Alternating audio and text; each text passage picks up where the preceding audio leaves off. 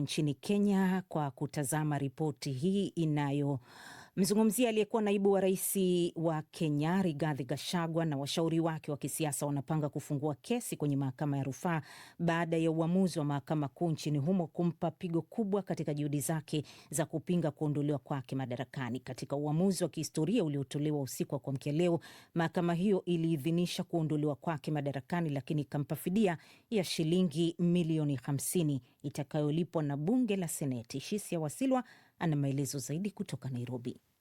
Jopo la majaji watatu lilikataa hoja nyingi zilizowasilishwa na Gachagua, jambo lililodhoofisha kwa kiasi kikubwa juhudi zake za kurejesha ushawishi wake wa kisiasa na kuzima kiu ya ndoto yake ya kugombea katika uchaguzi mkuu mwaka 2027. Uamuzi huo umeibua maswali mapya kuhusu uhalali wake wa kuwania nafasi za uchaguzi na pia athari za kisiasa zinazoweza kumkabili kutokana na pandashuka ya muda mrefu ya kisheria. Gachagua na chama chake cha DCP walikuwa na matumaini ya kupata uamuzi wa mahakama ambao ungefuta kuondolewa kwake madarakani, hatua ambayo ingeimarisha nafasi yake kama mmoja wa viongozi wakuu wa upinzani na mgombea wa eneo la Mlima Kenya. Ndegwa Njiru ni wakili wake Gachagua. We have sat for 10 hours in a funeral. Tumekaa kwenye mazishi ya saa 10 ya katiba yetu, mazishi ya demokrasia yetu. Wamekubali baadhi ya hoja zetu, wanasema haki ya kikatiba ya Gachagua ilikiukwa. Badala ya kuchukua uamuzi unaostahiki, wamepuuza. To quash, they avoid.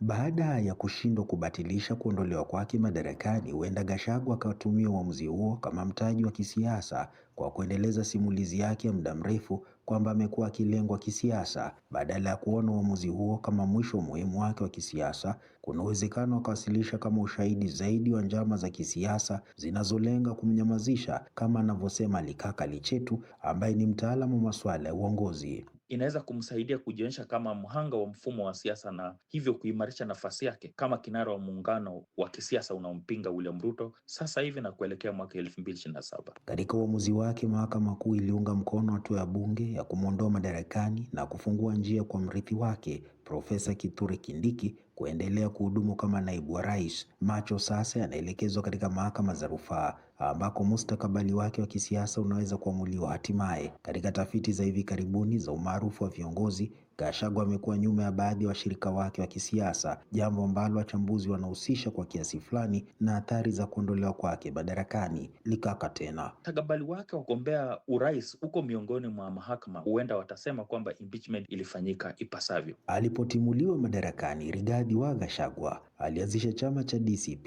ambacho amekuwa akikipigia debe hasa eneo la Mlima Kenya kujipatia umaarufu baada ya kuonekana kuwepo kwa pengo la kiongozi wa jamii ya Wakikuyu baada ya Rais Uhuru Kenyatta anayetokea jamii hiyo kuhitimisha uongozi wa mihula miwili. Shisia Wasilwa, DW, Nairobi.